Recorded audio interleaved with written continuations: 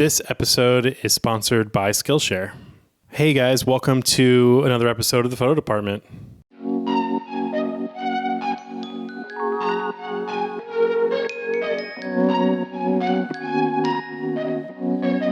I'm not drinking coffee. This is a refreshing sparkling water drink. I've had too much coffee. I had a shot of espresso and I had a cold brew this morning, and I feel like I'm vibrating, so I don't think I need any more coffee. I think I'm good on coffee. Let's not waste any time. We all know why we're here. Today we're talking about the freaking Nikon F2.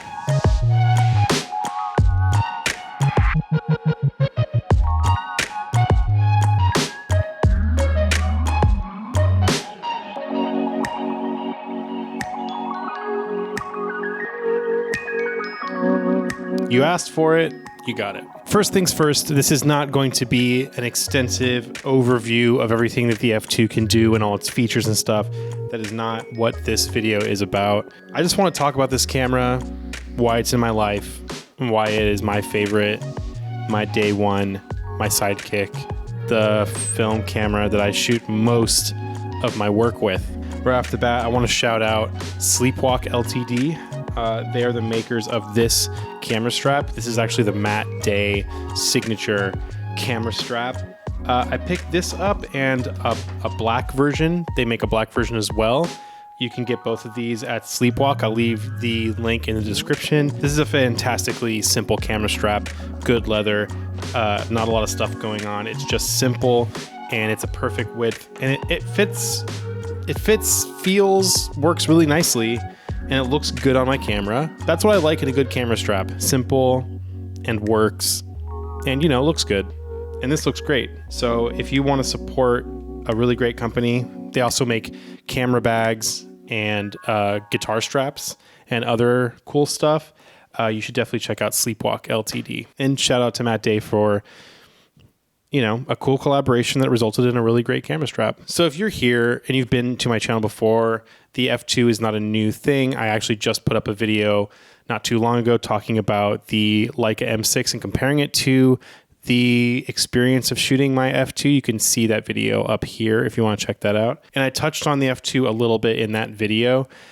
And I think I talked about kind of this camera in comparison to what it's like to shoot a Leica M6. And they're different, but they're very similar shooting experiences. Back when I started photography, the first camera I ever got was a Canon AE1, which is a really fantastic camera.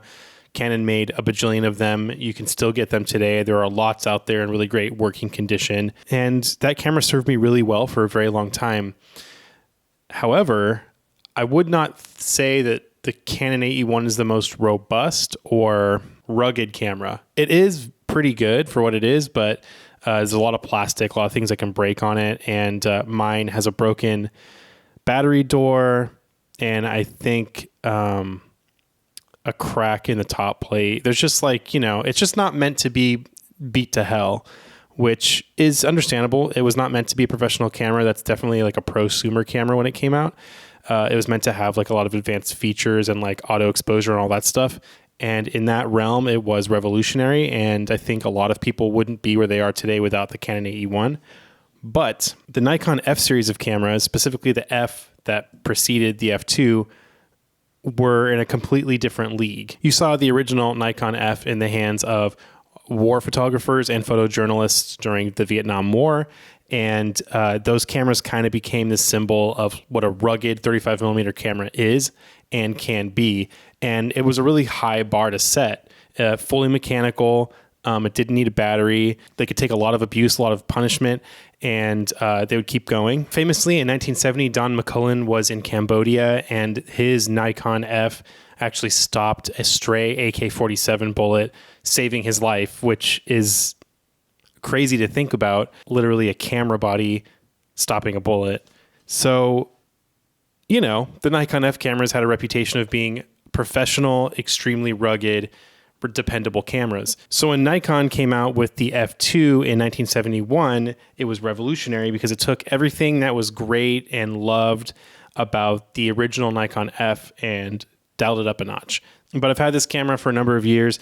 When I first got it, it was in really, really good condition. You can see there's not a ton of wear on it. And these chrome-bodied Nikons, if you took good care of it, you wouldn't see a ton of wear like you would on the black bodies. The black paint-bodied Nikons would wear, and you'd see brassing on the corners, which looks really cool. Before I got the F2, I had a couple of FM2s, FEs. I think I had an FE2.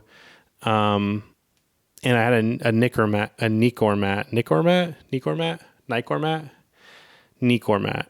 Yeah, I had one of those for a little while as well. And I really liked the FEs, the FE2s, the FMs.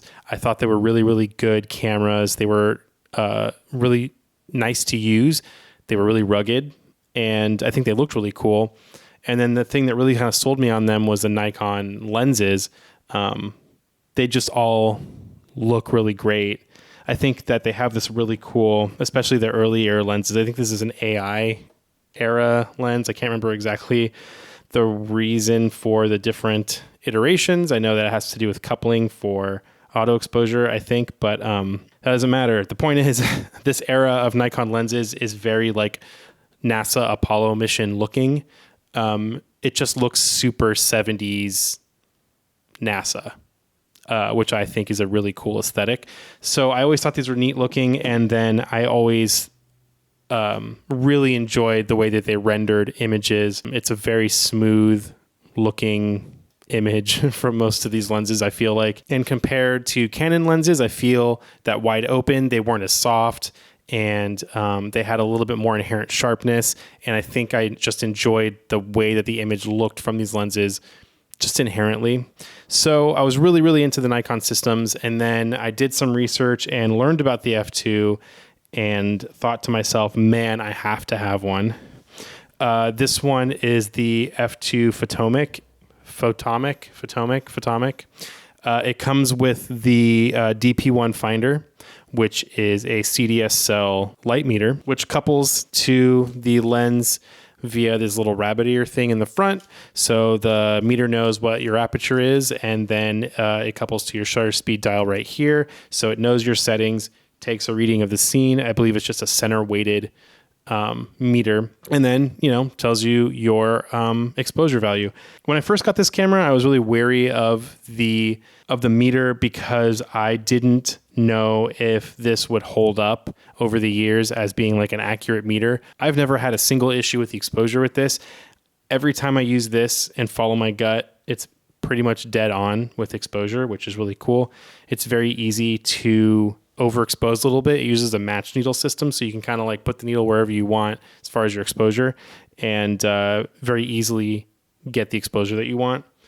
It takes a battery in the camera body here, but the battery doesn't do anything but power the meter. So the shutter, everything, self-timer, everything is mechanical. And that's super important, and something that I thought was the main selling point for this camera. Because this camera doesn't rely on batteries to function, I can shoot this no matter what, even if the battery dies, which I think is really cool and super important. It also means that there are less things in this camera to just break. A couple things I really like about this camera specifically would be, I like the weight. The weight differs a little bit depending on the lens you're using. This is the 105 2.5, so this is a little bit heavier, but it's got a really good weight to it. It's probably a little heavier than most 35 millimeter SLRs, and I think that's a good thing. It kind of speaks to the ruggedness of the camera. It also just feels like a real tool in my hand. It doesn't feel like, the Canon AE1 can feel kind of like a toy sometimes because it's primarily plastic, but this just feels like I don't have to worry about it. I don't have to baby it. And I haven't babied it. I've thrown it in bags. It's been around my shoulder and knocked into doors and walls and whatever else. I've left it on the ground. I've thrown it on the floor of my car. It's flung to the floor of my car off the front seat when I've had to slam on the brakes or something. It's been through a bit, and I haven't had a single problem with it. I haven't had any light leaks. I haven't had any issues with the advance. I haven't had any problems with the meter. It just works, and I love that. I love that it's not it's not precious. It's a real tool. I wanted to take a moment to talk about the sponsor for this video, Skillshare. Skillshare is an online learning community full of thousands of classes for curious and creative people just like you and me. Previously, I talked about how I've been trying to like get a lot better at color grading. And so I've been really into this class by Dan Liu. And that really helped me get my color grading on point. After finishing that class, I really feel like I have a great understanding of how to get good color out of video. And I don't think I would have been able to have gotten there by myself. So finding Dan's class on Skillshare was probably the best thing that could have happened as far as like getting my skills up. There is so much more available in Skillshare for practically anyone. For less than $10 a month for an annual plan, you get premium access to all of it. If you want to check it out, you can go to the link in my description. For the first 1,000 people who sign up, you can try out Skillshare Premium for free. Thank you to Skillshare for sponsoring this video. You know, having this one Nikon F2 has been really great, but I'm a crazy person, so I bought another one.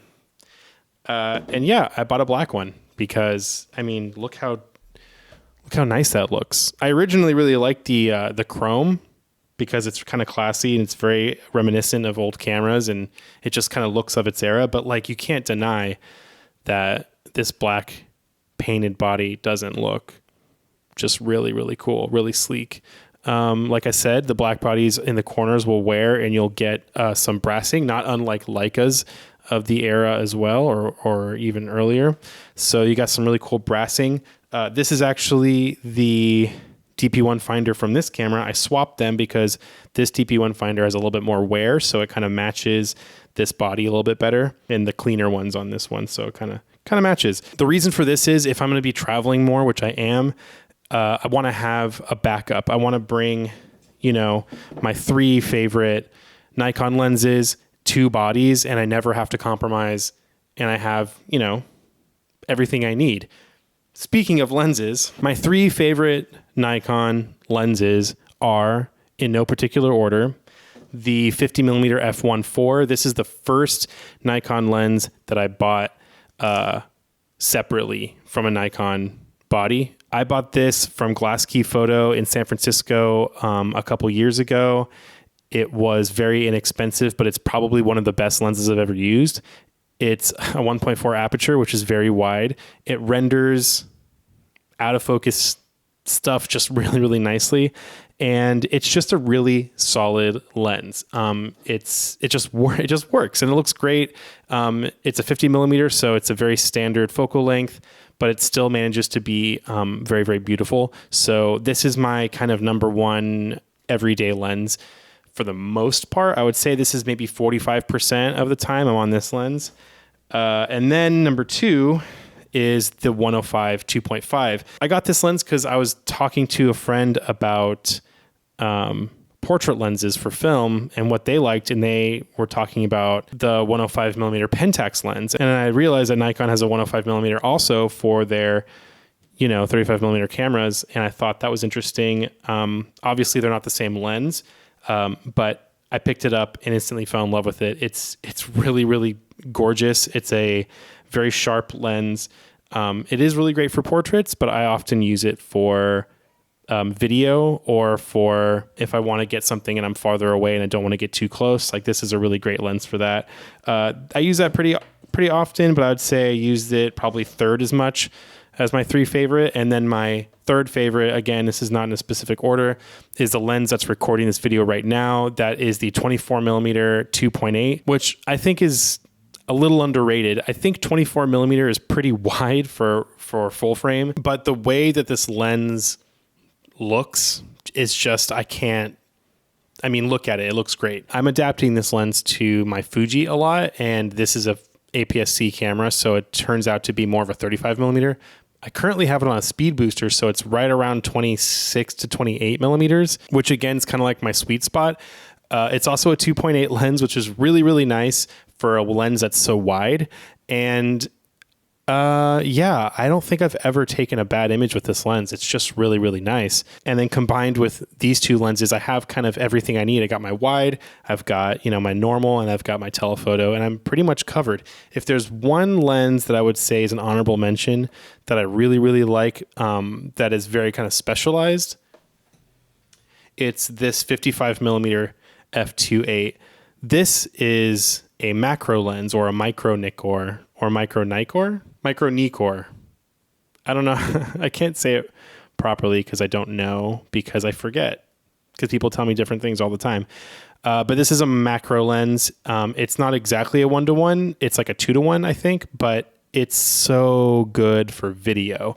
It's also really great for portraits. I took one of my favorite portraits a few years ago with it, and it just looks like the out of focus. It just looks really creamy and super nice. I keep this on hand. The one thing is it's not very fast to focus because it has a very dampened focusing ring. And I think that's just for really critical focus when you're doing, macro photography. It's crazy sharp. It does a beautiful job. It's a 2.8 aperture, so it's pretty fast of a lens, but this lens comes with me mostly everywhere as well. If I have a choice between these two, I'll usually bring the 55 because if I want to get some B-roll, the 105 doesn't focus as close, so this is a really great option.